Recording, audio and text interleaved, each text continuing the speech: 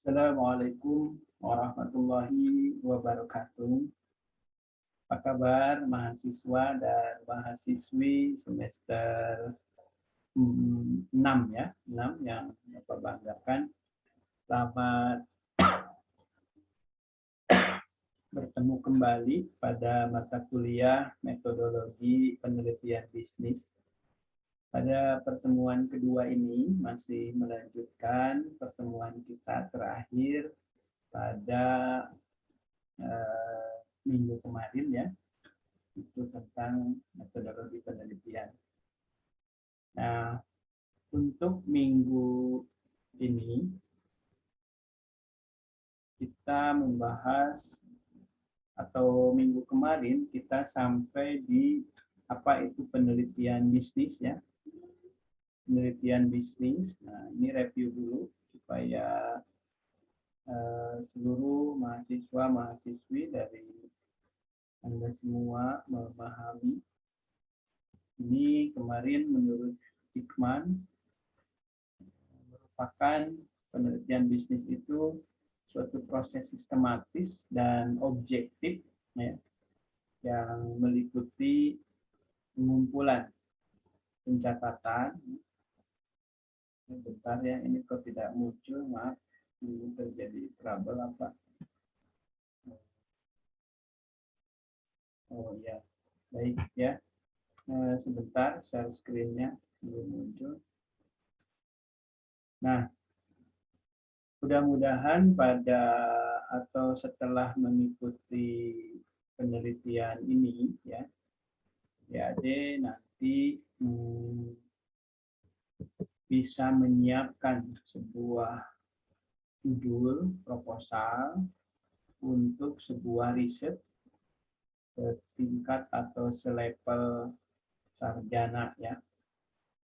Dan pada akhirnya outputnya harus sudah membuatkan sebuah skripsi dengan sistematika yang sudah ditentukan dan terdiri dari 5 bab. Tapi sebetulnya untuk tugas yang akan diberikan nanti pada mata kuliah ini, adik-adik harus sudah bisa membuatkan persiapan untuk pra usulan proposal ya, atau 3 bab ya, bab 1, bab 2, bab 3. Ya. Nah, minggu kemarin kita sudah membahas apa itu penelitian, apa itu penelitian ilmiah, kemudian penelitian bisnis. Ya. Dan terakhir di penelitian bisnis itu banyak pendapat ya, salah satunya dari Hickman, bahwa penelitian bisnis ini merupakan suatu proses sistematis dan objektif yang meliputi pengumpulan, pencatatan, dan analisis data untuk dianalisis menjadi sebuah kesimpulan yang pada akhirnya bisa atau untuk diambil keputusan bisnis. Nah, ini penelitian bisnis. Maka jika ini merupakan keputusan bisnis, berarti objek ataupun kasus-kasus yang harus diteliti harus di tempat-tempat lembaga bisnis, di perusahaan, organisasi, atau perusahaan yang sifatnya profit oriented. Jadi tidak bisa di tempat-tempat yang sifatnya non-bisnis, apalagi yayasan. Jadi seperti di pemerintahan, SKPD, pemerintahan desa itu tidak bisa ya, karena kita belajarnya metodologi penelitian bisnis. Kemudian juga manajemen yang kita. Jadi kenapa penelitiannya penelitian bisnis? Karena prodi manajemen, manajemen yang kita pelajari hari ini merupakan manajemen perusahaan, bukan manajemen birokrasi atau pemerintahan. Maka dari itu untuk mendukung semua yang ada dalam kurikulum, penelitiannya pun merupakan penelitian bisnis, bukan penelitian administratif, bukan penelitian pemerintahan, bukan. Nah, Nah, jadi untuk penelitian bisnis ini tadi, jadi penelitiannya hampir sama, suatu proses sistematis, objektif yang meliputi pengumpulan, baik data kuantitatif maupun data kualitatif, pencatatan dengan teknik sebagainya, analisis-analisisnya, ya, sehingga dihasilkan sebuah kesimpulan dengan interpretasi yang logis dan ilmiah, yang objektif untuk pengambilan keputusan bisnis gitu. Jadi kalau di penjualan, bagaimana untuk meningkatkan penjualan, bagaimana untuk meningkatkan desain produk, bagaimana kalau usahanya kurang lancar kita harus diversifikasi produk, bagaimana kalau harga terlalu tinggi sementara pesaing sudah bisa murah, apa yang dilakukan strateginya. Nah, ini keputusan-keputusan bisnis gitu ya.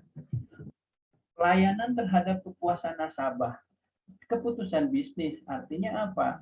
Jadi nasabah yang ada itu merupakan sebuah perusahaan bisnis. Jadi kalau nasabahnya tidak puas, maka nasabah akan lari dan si perusahaan tidak dapat profit bisnis gitu. Sementara kalau kepuasan atau pelayanan terhadap kepuasan masyarakat pada pada EKTP di Kecamatan Anu itu bukan keputusan bisnis. Kenapa? Karena itu terjadi di bukan perusahaan bisnis ya. Dan hasilnya pun nanti tidak seperti di bisnis. Kalau di bisnis kalau kita tidak mengevaluasi diri, memperbaiki seperti hasil penelitian, kita pastinya akan ditinggalkan dan akan bangkrut. Tapi kalau di layanan, walaupun pelayanannya kurang bagus, masyarakat tidak puas, tidak akan berdampak tentang pendapatan atau laba atau tingkat penjualan. Paling-paling hanya pelayanan yang terganggu dan demo serta komplainan masyarakat saja. Karena itu bukan lembaga perusahaan bisnis. Jadi ingat ya, penelitian yang kita pelajari penelitian bisnis. Kenapa penelitian bisnis? Karena mata kuliah yang dipelajari dalam manajemen ini adalah manajemen perusahaan yang sifatnya profit oriented, yakni bisnis. Jadi nanti objek-objek penelitian Anda itu tidak boleh di lembaga pemerintahan, ya, khusus prodi kita. Bukan salah, tidak salah, karena MSDM ada, di pemerintahan juga keuangan ada, pemasaran ada, tapi ingat yang kita pelajari adalah manajemen perusahaan. Itu ya, saya tegaskan kembali. Nah, sementara menurut sekarang ya, ini tahun 2000, penelitian bisnis ini merupakan upaya sistematis dan organisasi untuk menyelidiki suatu masalah yang muncul dalam dunia kerja yang memerlukan solusi. Jadi sama ya, solusi di sini adalah pengambilan keputusan tadi. Jadi secara substansi hampir sama juga. Kemudian menurut Davis dan Cosenza, ini suatu investigasi yang sistematis, terkontrol, dan empiris. Ini tadi yang pencatatan pengumpulan analisis data tadi ya, mengenai suatu fenomena. Nah, fenomena ini adalah masalah, ya, fenomena yang menjadi perhatian untuk pengambilan keputusan manajerial. Saya kira substansinya sama-sama juga ya. Jadi nanti riset Anda itu selain diproses secara sistematis, objektif, dengan proses analisis, pencatatan, analisis data dengan model metode-metode dan prosedur yang sudah logis, dan hasilnya bisa diambil keputusan. Gitu, ya. Kalau tidak demikian berarti belum penelitian bisnis. Ini itu yang terakhir ya kemarin. Dan suatu penyelidikan secara sistematis, terkendali, empiris, dan kritis dari fenomena, permasalahan, landasan empiris yang berhubungan dengan pengambilan keputusan manajerial. Pertama, penelitian bisnis ini merupakan penyelidikan secara sistematis dan kritis tentang fenomena empiris yang dikendalikan oleh peneliti. Ya, fenomena empiris. Tapi lebih bagus juga di awal penyelidikan ini selain fenomena empiris juga ada fenomena yuridis dan normatifnya, gitu. Normatif dan teoritisnya, gitu. Yuridis dan teoritisnya, gitu. Jadi secara peraturan juga sudah dikatakan jelas dasarnya Tadi empirisnya sudah ada, kemudian teoritisnya menurut para pakar juga harus dijelaskan. Sehingga nanti menjadi kuat dasar pemikiran atau yang melatar belakangi penelitian kita. Nah, kedua, kejelasan dari lingkup fenomena yang diteliti, yaitu segala macam fenomena yang berkaitan dengan pengambilan keputusan manajerial. Misalnya ada kasus kenapa nih kinerja karyawan menurun, ya. Fenomena misalkan kenapa ya kok akhir-akhir ini senang sekali karyawan ini pulang sebelum waktunya atau datang terlambat. Kemudian kok pekerjaan yang biasanya beres 1 minggu ini berbulan-bulan belum pada beres, gitu ya. Nah, seperti itu juga menjadi dasar permasalahan ya, yang empiris tentu saja dan harus dicarikan solusinya. Cuma sebelum mendapatkan solusi dan pengambilan keputusan yang tepat, maka kita harus menganalisis dulu dengan pengumpulan data-data. Modelnya ya tergantung ya, bisa ada wawancara, kemudian juga ada dengan kuesioner direkam, kemudian juga dengan beberapa angket menyebar, yaitu silakan proses pengumpulan data. Ada juga yang prosesnya hanya dengan wawancara dan lain sebagainya. Ya. Begitu. Nah, penelitian bisnis juga seperti penelitian lainnya, hanya saja lebih dititik beratkan kepada upaya untuk menjawab permasalahan manajerial di lembaga-lembaga bisnis. Sebagai contoh, seorang manajer keuangan mungkin bertanya, apakah lingkungan bisnis untuk pembiayaan jangka panjang akan lebih baik dalam 2 tahun mendatang? Nah, kemudian seorang manajer personalia, kalau tadi keuangan ya, kalau sekarang konsentrasi MSDM nih, bagi yang ingin mengambil konsentrasi atau judul-judulnya bidang-bidang manajemen SDM, ini misalkan seorang manajer personalia barangkali tertarik akan pertanyaan berikut. Apa jenis peraturan yang diperlukan bagi karyawan bagian produksi? Nah, itu kan, mengapa banyak karyawan yang keluar dari perusahaan? Nah, itu juga kan masalah. Mengapa? Nanti itu jadi variabel dependent. Nah, nanti hipotesisnya, dugaannya, kenapa nih? Apa gajinya kurang? Apa terjadi konflik? Apa lingkungan perusahaan, organisasi yang tidak baik? Apakah kepemimpinan juga yang tidak baik? Nah, itu, tapi kan itu masih hipotesis, masih dugaan-dugaan. Benar tidaknya nanti kita tunggu hasil penelitian yang dikumpulkan data-data melalui kuesioner, angket, wawancara, direkam, dan lain sebagainya, kemudian dianalisis data-data tersebut, dan dihasilkan sebuah kesimpulan. Oh, ternyata benar bahwa karyawan banyak keluar itu karena pemimpinnya yang kurang baik. Ternyata dari mereka keluar dari pengaruh konflik dengan rekan kerja ternyata nihil, nol, tidak terbukti. Oh, berarti yang kuat dari kepemimpinan. Berarti kan pengambilan keputusan ke depan adalah memperbaiki model kepemimpinan. Bisa dengan cara diberikan diklat, bisa diimprovisasi yang lainnya, bisa juga diganti gitu dengan gaya kepemimpinan yang sesuai gitu. Seperti itu. Nah, itu salah satu bukti terjadi pengambilan keputusan. Jadi hasil penelitian itu dijadikan pengambilan keputusan ya, saran-sarannya itu.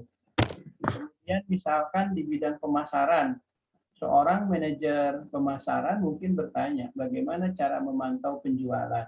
Karena mungkin ada permasalahan bahwa penjualan ini kurang terpantau dengan baik, baik dari sisi penjualan secara kuantitas maupun secara kualitas. Nah, dalam aktivitas perdagangan eceran, oh berarti ini lebih fokus pada aktivitas perdagangan eceran. Jadi kalau dia bekerja satu-satunya di dagang eceran, ya mungkin tidak fokus karena emang kerjaannya seperti itu ya di dagang eceran. Tapi kalau model perdagangannya melayani eceran, distribusi, partai besar, ya mungkin kalau ada kalimat dalam aktivitas perdagangan eceran, dalam penelitiannya itu mereka itu memfokuskan hanya pada lokus di aktivitas perdagangan eceran saja. Artinya yang bisnis penjualan di bidang perdagangan yang besar itu nanti tidak jadi menjadi lokus penelitian gitu ya. Tapi kalau memang satu-satunya ya dia emang kerja perdagangan eceran, ya fokusnya ya di situ semua berarti. seperti itu ya. Nah, adapun tujuan penelitian tadi dari pembahasan di awal juga, jadi Anda semua sudah bisa menarik ya bahwa ternyata tujuan penelitian ini identik dengan tujuan ilmu pengetahuan pada umumnya, yaitu membuat penjelasan yang lebih logis, lebih ilmiah, lebih meyakinkan ya dalam menyusun prediksi serta mengendalikan fenomena atau permasalahan yang terjadi di dalam batasan yang ditentukan. Jadi sehingga sebelum nanti lebih parna kita bisa mengambil sebuah keputusan ke arah yang lebih baik. Jadi harus bagaimananya. Ya. Nah, itu tujuan penelitian dan tentu saja dari bincang kita tadi di awal kita juga bisa mengambil tujuan penelitian yang lainnya. Pertama menambah wawasan ilmu ya, memperdalam ragam ilmu, kemudian juga ya banyak ya, tidak hanya tentang bagaimana membuat sebuah penjelasan menyusun prediksi saja gitu ya. Kemudian metode penelitian. Nah, ini banyak ya. Ada berbagai karakteristik metode ilmiah. Nah, jadi metode ilmiah ini adalah kritis dan analitis, logis, objektif. Jadi kalau nggak logis, termasuk akal, ya itu bukan hasil penelitian, ngawang-wang dikira-kira. Nah, hasil analisis, ada nanti hasil-hasil analisisnya.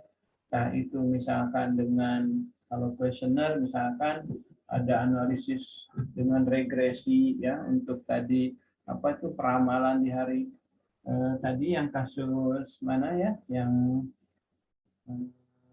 nah ini seorang manajer keuangan mungkin bertanya apakah lingkungan bisnis atau apakah penjualan berapa estimasi penjualan atau target penjualan di 5 tahun ke depan. Ini bisa kita juga analisis dengan tadi ya salah satunya analisis regresi. Kritis. Kritis di sini bukan berarti kritis banyak nanya, banyak ngomong, bukan. Tetapi apa yang disarankan, apa yang disimpulkan itu benar-benar kritis untuk kemajuan dan perbaikan daripada perusahaan atau objek yang kita teliti itu. Ya. Konseptual, nah kita bicara tadi logis, hasil, kritis, analisisnya itu berdasarkan sebuah konseptual dan teoritis. Makanya di bab 2 biasa suka ada tinjauan teoritis ya, supaya apa yang kita kemukakan juga ada korelasinya dengan hasil penelitian sebelumnya, kemudian dengan teori yang dikatakan oleh si Anu gitu. Nah, ini juga menjadi karakteristik metode ilmiah secara konseptual dan teoritis. Nah, kemudian empiris. Jadi berdasarkan data dan fakta yang terjadi up to date. Jadi saat ini, tidak bukan tahun depan, bukan tahun dulu gitu ya. Tetapi kalaupun ada data untuk tahun depan untuk menjadi dasar, tapi menghitung tetap dengan saat ini ya itu tidak masalah. Dan sistematis. Jadi tersistem ya. Nanti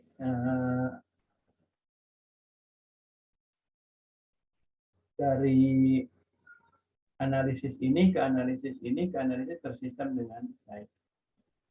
Kemudian metode penelitian ini harus bersifat kritis dan analitis tadi. Nah, ini mendorong suatu kepastian dan proses penyelidikan untuk mengidentifikasi masalah. Jadi diselidiki, ya, dianalisis, diidentifikasi hal-hal yang tadi sudah terjadi baik saat observasi maupun hasil-hasil yang lainnya yang ditemukan, bisa data primer, bisa data sekunder, ya gitu.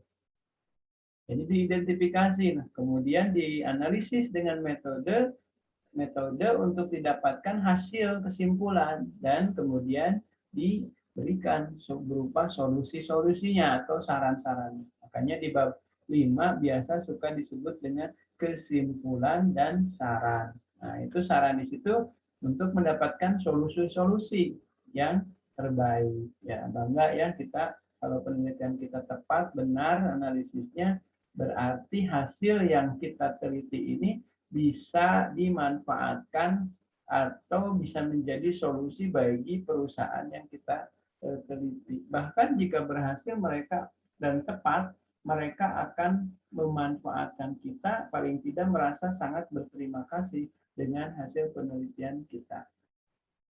Jangan merasa bahwa sudah meneliti di objek itu, sudah selesai, diberikan skripsinya dalam bentuk hard copy, ya sudah beres. Gitu. Itu hanya menjadi sampah saja. Kenapa? Karena makna dan isi dalamnya tidak pada paham si objek itu. Ya kalau paham, ya mereka paling tidak jangankan dikumpulkan hardware-nya, tidak dikumpulkan tidak masalah karena mereka sudah mendapatkan ilmunya saat diseminarkan. Kemudian yang selanjutnya logis. Nah, logis di sini merujuk pada metode dari argumentasi ilmiah. Ya. Jadi dasar-dasar yang kita lakukan, penelitian dari mulai pengumpulan data, kemudian pengolahan data, menganalisis data, sehingga sampai didapatkan itu harus berdasarkan metode dari argumentasi ilmiah yang baku. Nah, di situ kalau sudah seperti itu baru dikatakan logis. Kesimpulannya, secara rasional diturunkan dari bukti-bukti yang ada. Kemudian objektif. Ini mengandung makna bahwa yang diperoleh ilmuwan, maaf ya.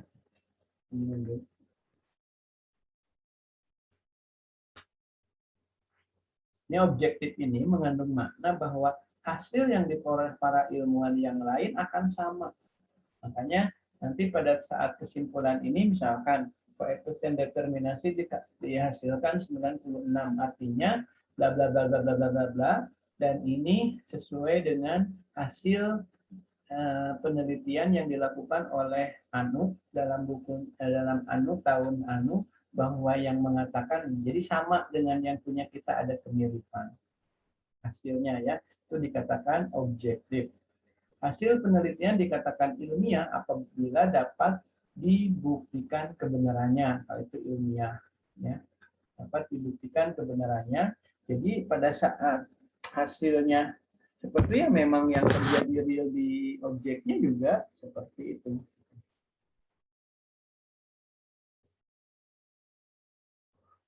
Kemudian konseptual dan teoritis. Nah, makanya konseptual, paradigma, kerangka berpikir, kemudian landasan teoritisnya ini perlu dengan baik. Ya. Dengan baik ini begini, jangan sampai variabel yang kita teliti A dan B, tapi di teoritis malah membahas yang tidak berhubungan dengan variabel A dan B. Nah, itu tidak konseptual dan tidak teoritis. Jadi lebih jelasnya konseptual dan teoritis itu adalah ilmu pengetahuan mengandung arti pengembangan struktur konsep dan teoritis untuk menuntun dan mengarahkan upaya penelitian. Ya. Nah, jika empiris, prinsipnya bersandar pada realitas. Jadi apa yang terjadi saat waktu tersebut, nah itu menjadi sebuah empiris, ya. Kemudian sistematis. Ini merupakan jadi suatu prosedur yang cermat untuk mengikuti aturan-aturan yang baku. Jadi sistem itu suatu prosedur berupa flowchart yang cermat dan mengikuti aturan tertentu yang baku. Sinkronisasi itu dengan sistem, ya. Dengan sistem. Nah, proses sinkronisasinya nanti produknya itu tersistematis dengan sendirinya, ya.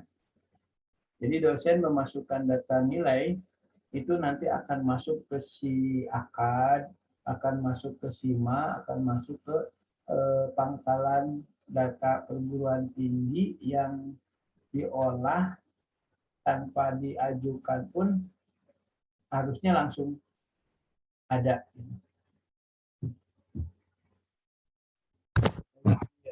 Sudah. Nah, Kemudian ini pola berpikir. Ada dua ya, ada pola berpikir deduktif, ada pola berpikir induktif.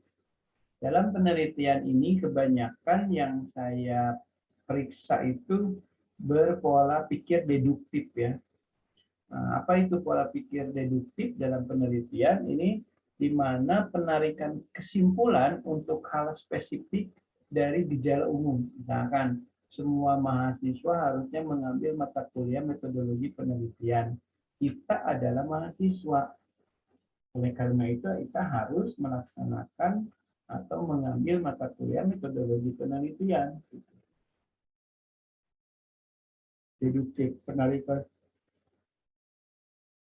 dari gejala umum. Sementara induktif, penarikan kesimpulan berdasarkan keadaan yang spesifik untuk hal-hal ilmu. Misalkan, mahasiswa A membawa buku teks pada kuliah metodologi penelitian. Mahasiswa B membawa buku teks pada saat kuliah metodologi penelitian.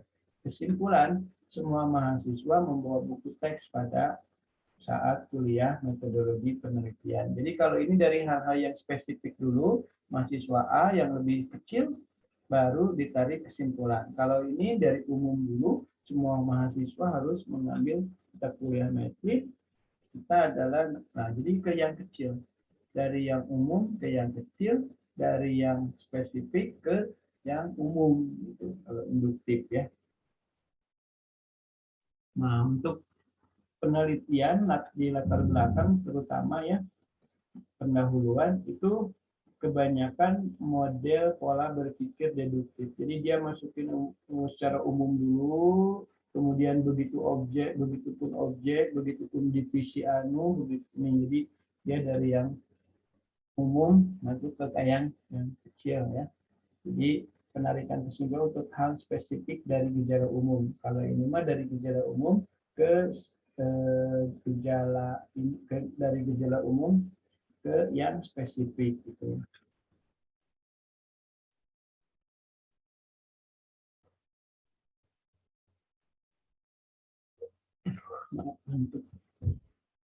Nah, klasifikasi penelitian menurut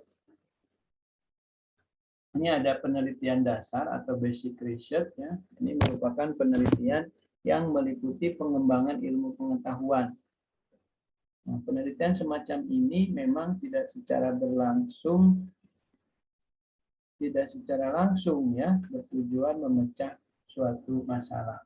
Karena itu, penelitian dasar biasanya dilakukan untuk menguji kebenaran teori tertentu atau mengikuti konsep tertentu secara lebih mendalam. Nah, biasanya kita ini ada di sini ya. Jadi seperti penelitian terapan teori gitu ya. Jadi merupakan penelitian yang merupakan pengembangan ilmu pengetahuan. Jadi kita kan dalam kerangkanya selalu ada dasar pemikiran teori dari para ahli atau yang sudah ilmu pengetahuan ya gitu. Dan penelitian semacam ini memang tidak secara langsung bertujuan untuk memecahkan suatu masalah. Jadi memecahkan suatu masalah ya. Dan penelitian setingkat skripsi itu sarjana itu banyak di penelitian basic research ya gitu. Jadi pengembangan ilmu, makanya di paradigmanya itu harus ada beberapa teori dari variabel tersebut, punya siapa, teori siapa, kemudian indikator dan dimensinya juga berdasarkan pendapat siapa. Karena di sini adalah pengembangan ilmu pengetahuan yang bertujuan untuk memecahkan suatu masalah. Karena sebelumnya ada masalah, kalau kata teori, harusnya orang kalau dimotivasi kinerja yang bagus, ini sudah dimotivasi gaji gede, tetapi kok tidak memperlihatkan perubahan ke arah kinerja yang lebih bagus. Kenapa bisa demikian? Nah, ini teliti. Padahal tadi untuk pengembangan ilmu, gitu ya. Bisa jadi ilmunya terbukti, bisa jadi nanti harus dikembangkan. Ya, gitu. Dan di sini untuk tujuan memecahkan suatu masalah. Untuk malamnya. Jadi ini tutorial ini kita merekamnya jam malam ya, maaf. Kemudian ada penelitian terapan, applied research ya. Penelitian terapan merupakan penelitian yang menyangkut aplikasi teori untuk memecahkan sama, tapi ini berdasarkan aplikasi teori. Oh ini maaf ya, bukan basic research. Kebanyakan ada di penelitian terapan atau apply research ya. Jadi menyangkut aplikasi teori. Makanya di mana itu dalam paradigma ataupun kerangka pemikirannya kita mengaplikasikan teori seseorang, teori siapa, maaf ya yang tadi salah, maklum udah malam. Jadi penelitian terapan ini yang paling banyak dilakukan dalam penelitian pada anak-anak dalam melakukan penelitian setingkat sarjana yang disebut dengan skripsi ya. Jadi lebih ke apply research atau penelitian terapan, di mana menerapkan aplikasi teori dari pendapat teori seseorang yang dimaksudkan untuk memecahkan permasalahan. Seperti yang tadi saya katakan, bahwa terjadi permasalahan tentang misalkan disiplin. Padahal dalam teori harusnya orang kalau diberikan motivasi disiplinnya bagus, tapi ini kok berubah jelek. Nah, kita coba teliti apa yang terjadi sehingga nanti pemecahan masalahnya bisa terpecahkan dan pengambilan keputusannya bisa dilakukan. Dan ini menyangkut aplikasi teori-teori ya, makanya di rangka pemikiran, di paradigma, kemudian di tinjauan pustakanya itu banyak sekali teori-teori yang dikatakan oleh kita yang menguatkan terhadap penelitian ini untuk memecahkan suatu hasil dan memberikan pengambilan keputusan. Dan penelitian seperti ini disebut penelitian terapan. Dalam penelitian terapan ini ada penelitian evaluasi atau evaluation research. Jadi penelitian ini merupakan penelitian yang diharapkan dapat memberikan masukan untuk mendukung pengambilan keputusan tentang nilai relatif dari dua atau lebih alternatif tindakan. Sementara ada penelitian dan pengembangan atau research and development. Penelitian ini bertujuan untuk mengembangkan produk sehingga produk tersebut mempunyai kualitas yang lebih tinggi. Improvisasinya ya dari produk itu seperti apa. Nah, ini tergantung hasil penelitian dan pengembangan. Kalau misalkan hanya memberikan input dari output dan outcome untuk mengambil keputusan nilai relatif dari dua atau lebih alternatif. Jadi dievaluasi nanti komparatif bisa ya di sini. Dan nanti dipilih satu yang lebih memberikan masukan dan mendukung pengambilan keputusan. Tapi kebanyakan juga yang dilakukan di penelitian terapan itu berbentuk penelitian dan pengembangan. Penelitian evaluasi ada cuma tidak terlalu banyak ya. Kemudian ada penelitian tindakan yang ketiga, bertujuan untuk memecahkan berbagai permasalahan bisnis dan ekonomi melalui aplikasi metode ilmiah. Jadi pemecahan masalah akan memberatkan kepada masalah lokal yang sedang dihadapi. Tujuan utama dalam penelitian tindakan adalah memecahkan masalah. Hampir sama substansi penelitian ini, semuanya memecahkan masalah, cuma permasalahannya dan kondisinya yang berbeda-beda. Ya. Kalau penelitian tindakan ini merupakan pemecahan dalam bidang ekonomi dan bisnis melalui aplikasi metode ilmiah.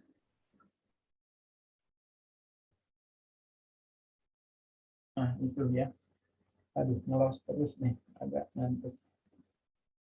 Nah, tujuan utama dari penelitian tindakan ini adalah memecahkan masalah, bukan membuat kontribusi kepada ilmu pengetahuan, tapi benar-benar hanya untuk memecahkan masalah saja. tidak terlalu wah ini ada ilmu baru, penelitian baru gitu ya, tidak seperti itu ya, untuk lebih membuat kontribusi kepada ilmu pengetahuan, tidak, tapi lebih ke aplikatif. Nah, penelitian tindakan mungkin banyak dilakukan di beberapa lembaga perusahaan ya. Nah, penelitian tindakan dalam konteks bisnis dan ekonomi misalnya mencoba menjawab pertanyaan berikut. Apa yang harus dilakukan oleh perusahaan yang sebagian besar bahan bakunya diimpor ketika terjadi krisis ekonomi yang membuat harga produk impor melonjak tajam? Nah, apakah menutup usahanya saja atau membelanjakan dan menaikkan harga jualnya, atau membelanjakan tetap tidak menaikkan harga tetapi hanya merampingkan pegawai, tapi setiap yang tindakan yang diambil itu pasti punya dampak positif dan negatifnya. Positifnya ya barusan, jadi apa yang harus dilakukan perusahaan yang sebagian besar bahan jika terjadi krisis, nah apakah ditutup ataukah mengurangi, tetap beroperasi tapi mengurangi pasok operasionalnya, tetap berjalan tetapi menaikkan harga produk, tapi ini juga beresiko. Makanya tadi setiap keputusan yang diambil tentu saja dengan ada banyak resiko. Namun yang kita cari kan nanti pastinya yang resikonya lebih kecil ya untuk saat ini. Kemudian strategi restrukturisasi manakah yang paling sesuai untuk perusahaan. Jadi nanti ada strategi restrukturisasi, apakah yang ini berperan atau yang ini kurang berperan. Kemudian apakah organisasi ini secara struktur terlalu gemuk, banyak biro-biro tetapi ke perusahaan kinerjanya tidak terlalu nampak. Apakah downsizing dengan cara mengurangi jumlah karyawan merupakan keputusan yang aktif dalam jangka pendek dan jangka panjang untuk menyehatkan perusahaan? Ya, ini juga harus diperhitungkan dengan baik. Kemudian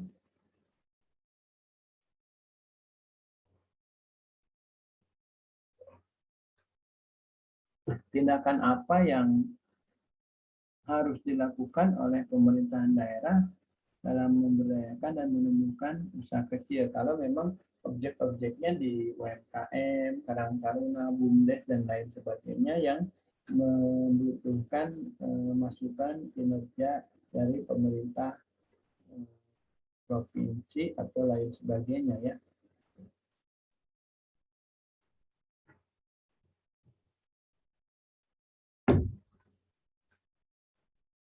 Nah, ini proses penelitian dan penelitian dasar.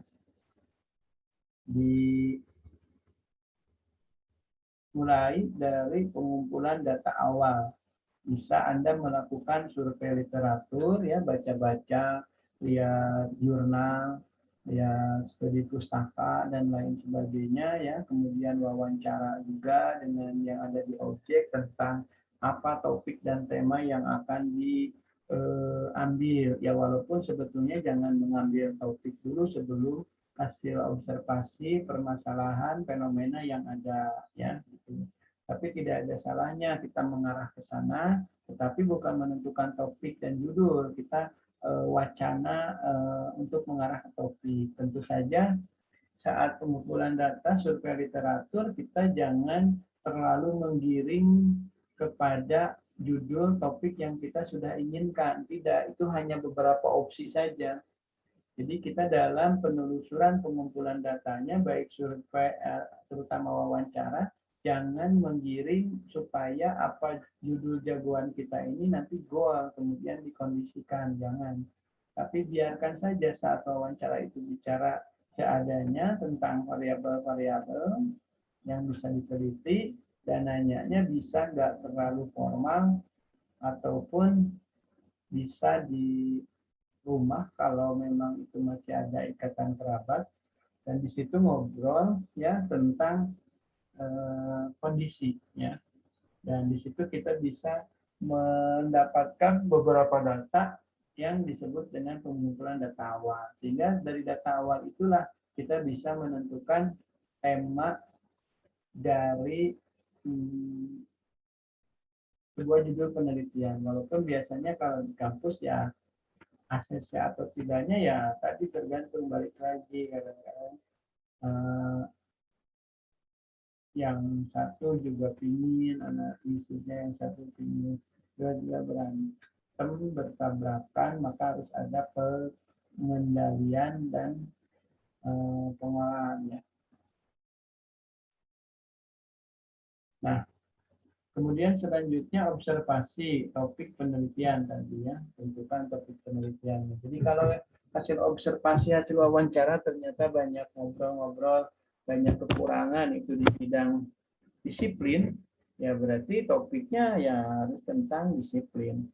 Tapi kalau hasil wawancaranya ternyata kesulitan menjual, jadi penjualan menurun, kemudian ada pengaruh apa yang lain-lain termasuk COVID, ya berarti observasi topik penelitian harus tentang penurunan penjualan, jangan ke MSDM, jangan ke keuangan. Ya, maka dari itu biasanya satu objek penelitian diperbolehkan sampai 2 peneliti ada di situ. Ya nggak apa-apa kan, objeknya berbeda, variabelnya berbeda, hasil dari observasi topik penelitian yang berbeda, makanya dia juga belum berbeda sendiri ya. Gitu.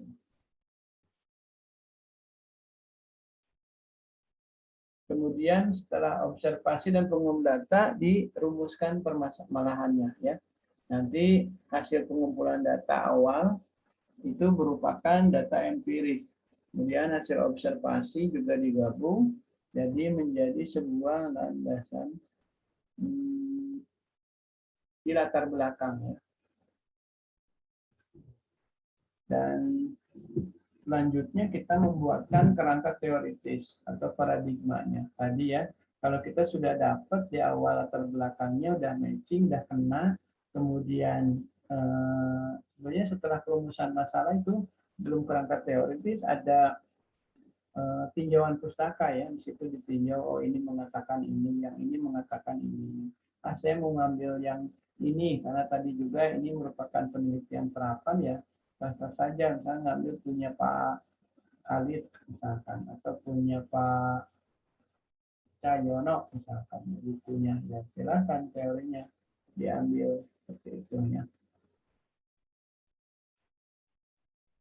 Definisi variabel itu di dalam kerangka pemikiran harus dijelasin. Misalnya kalau variabelnya tadi produk, ya produk harus dijelasin. Kalau variabelnya fungsi-fungsi MSDM, misalkan penempatan kerja, ya penempatan kerja itu apa?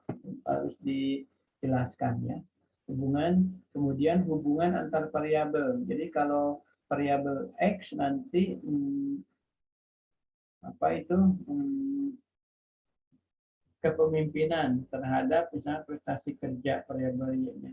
Ya si kepalanya juga harus ikut kepada ini gitu ya. Gitu. Nah, kemudian dirumuskan permasalahan. Kalau tadi itu diidentifikasi ya yang atas itu. Nah, sekarang dirumuskan, kemudian setelah beres semua di SUP, kemudian langsung masuk laboratorium. Nah, karena tidak semua bisa masuk di laboratorium. Nah, ini nanti perumusan masalah ya. Perumusan masalah bisa poin-poin. Biasanya kalau dua variabel X itu perumusan masalahnya berhubungan dengan variabel X dan variabel Y. Bisa juga hubungan antar variabelnya. Misalkan bagaimana pengaruh variabel X terhadap variabel Y. Kemudian di situ juga harus dibuatkan setelah itu bagus desain risetnya. Yaitu di bab 3 nanti bagaimana metodologinya, sistematikanya, kemudian juga yang lain-lainnya. Dan Diolah data itu dengan pengumpulan data, analisis data, interpretasi. Nah, itu dibuatkan ya, seperti itu.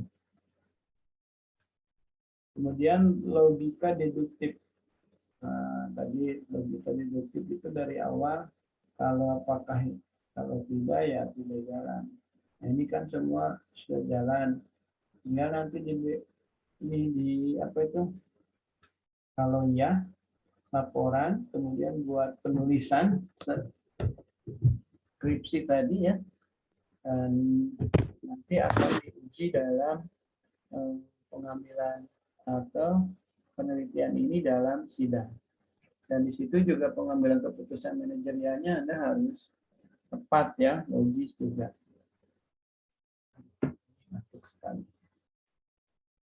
Jadi sekali lagi, logika deduktif tadi, hipotesis atau tidaknya, kemudian masuk, itu merupakan pengumpulan data, bisa juga dikombin dengan survei literatur, ke perpustakaan, baca-baca, dan yang lainnya. Kemudian hasil wawancara dengan objek juga, kemudian observasi, topik penelitian, kemudian nanti jadikan sebagai topik penelitian. Setelah itu, topik penelitiannya sudah muncul, nanti identifikasi masalah. Kemudian buatkan kerangka teoritis setiap variabel atau tinjauan pustaka, termasuk juga hubungan antar variabel.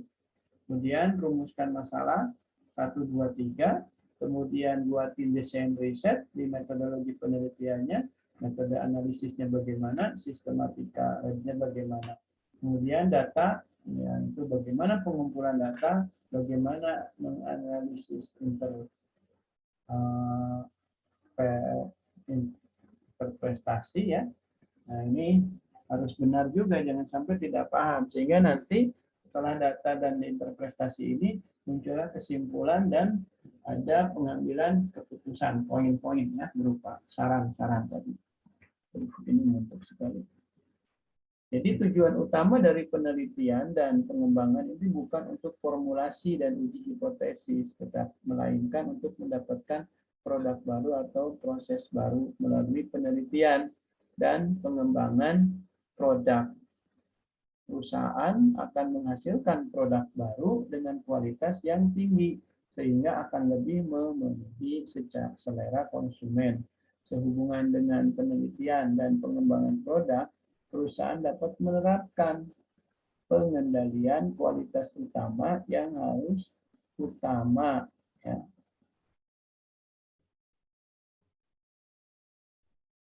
Penelitian pengembangan perlu dapat menerapkan pengendalian kualitas total. Ini salahnya nanti kemana-mana nih, mohon maaf. Jadi sehubungan dengan penelitian dan pengembangan produk, perusahaan ini dapat menerapkan pengendalian kualitas total yang prinsip utama adalah Kaizen. Jadi perputaran, plan direncanakan, do kerjakan, plan do check action. Kemudian atau kalau di universitas biasanya Kaizen ini PPEPP. Di penetapan, pelaksanaan, ya, evaluasi, kemudian pengendalian dan peningkatan. Jadi terus saja berputar. Apabila punya planning, dilaksanakan, evaluasi apa yang tidak sesuai planning, apa yang sudah.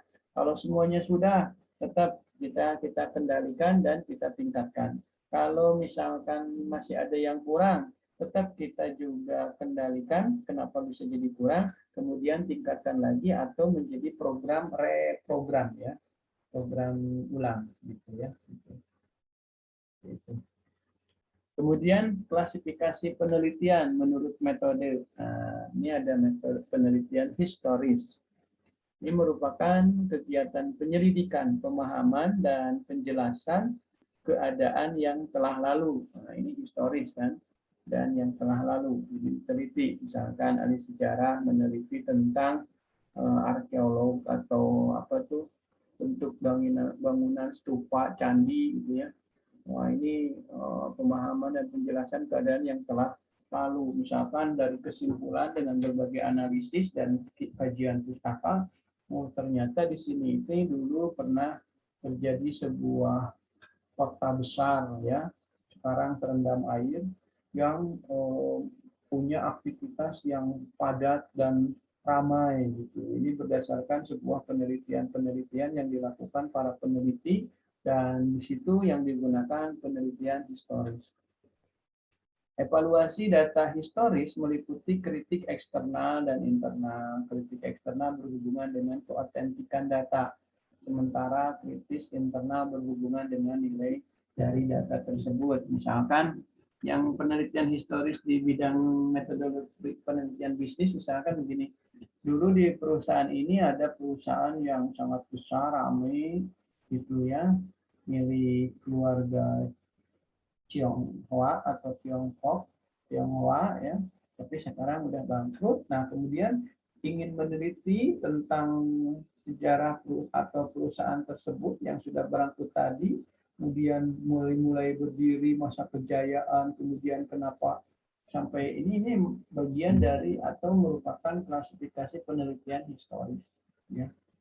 Nah, nilai datanya ini ditentukan oleh tingkat akurasi dan reliabilitas serta dukungannya kepada hipotesis. Contoh penelitian historis, perkembangan industri kecil selama 10 tahun terakhir. Nah, itu historisnya. Jadi runut ke belakang ya.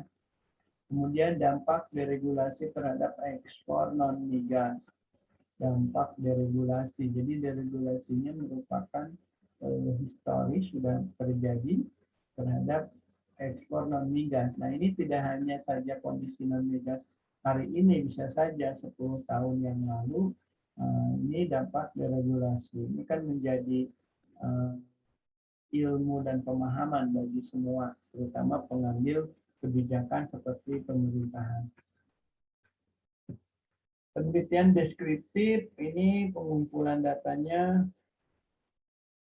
dan hipotesis atau menjawab pertanyaan mengenai status terakhir dari subjek penelitian. Penelitian deskriptif berbeda dengan penelitian eksploratif ya. Kalau eksploratif yaitu penelitian kualitatif ya, itu eksploratif. Terutama dalam formalitas pembentukannya. Penelitian eksploratif ditandai dengan fleksibilitas, sementara penelitian deskriptif berupaya untuk memperoleh deskripsi. Jadi penelitian eksploratif ditandai dengan fleksibilitas, sementara penelitian berupaya untuk memperoleh deskripsi yang lengkap dan akurat. Jadi dalam penelitian kuantitatif pengaruh pun bisa saja ada bentuknya penelitian deskriptif analisis ya. Karena penelitian ini untuk memperoleh deskripsi saja. Tapi kalau penelitian eksploratif bisa pasti bentuknya deskriptif ya.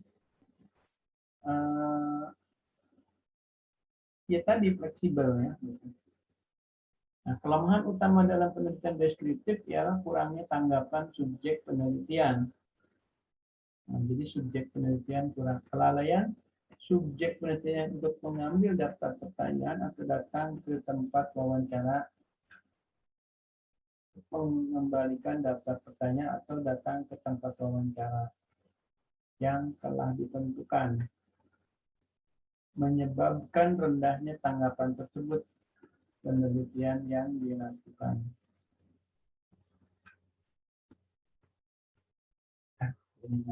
Bapak Ibu mohon maaf ya. Nah, contoh pertanyaan dari penelitian deskriptif, bagaimana tingkat kepuasan karyawan perusahaan swasta, bagaimana tanggapan karyawan terhadap peraturan jam kerja yang baru, nah, itu deskriptif.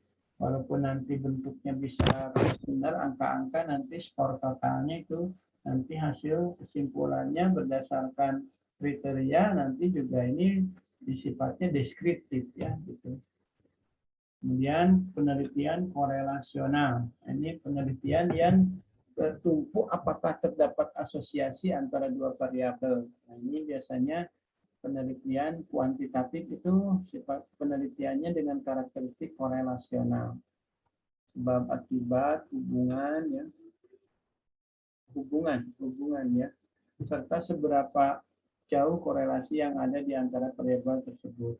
Contoh variabel pendapatan, umur, tingkat pendidikan, motivasi, dan keberhasilan. Contoh dari penelitian korelasional, hubungan antara produktivitas dan struktur tugas. Jadi produktivitas variabel pertama plus tugas variabel kedua. Hubungan antara kekhawatiran dan ketelitian. Variabel X kekhawatiran, ketelitian variabel Y atau yang variabel yang kedua.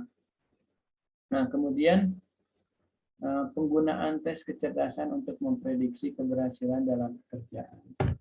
Ini korelasional ya. Baik, Bapak Ibu, saya kira ini ngantuknya berat saat jadi pikirannya kemana-mana. Mohon maaf Bapak Ibu saat dibuatkan ini malam karena siang kita di universitas sangat repot untuk ada rapat dan lain sebagainya. Ini video ini agak malam, mohon maaf. Dan ini udah berat sekali. Saya rasa sampai sini dulu. Minggu depan kita lanjutkan, bahkan kita sedikit mengulang dari mulai penelitian korelasional dan yang lainnya ya. Barangkali ini saja dan mudah-mudahan bisa dipahami. Mohon maaf kalau kurang begitu fit ya, karena ini kondisinya ngantuk dan paling tidak kalaupun tidak, kita bisa bahas kembali dalam tutorial minggu depannya ya. Selain melanjutkan, kita merevisi sedikit. Baik, Bapak Ibu, terutama di SKA 24 dan kelas Jatinunggal, untuk pertemuan kedua dari metodologi penelitian hari ini ya, ini disampaikan dan mudah-mudahan mendapatkan sebuah pencerahan. Mohon maaf juga apabila ada banyak kesalahan dengan kondisi yang memang luar biasa capek dan sudah ngantuk. Seharusnya memang di jamnya, tetapi di jam-jamnya hari ini saat saya harusnya masuk di kelas Anda itu banyak dan bentrok dengan acara rapat-rapat, mengingat kita proses migrasi ke universitas dari sekolah tinggi karena kita sudah berbentuk universitas. Jadi Bapak Ibu yang bisa saya sampaikan, terima kasih. Mohon maaf apabila banyak kesalahan, kekurangan dan kehilapan.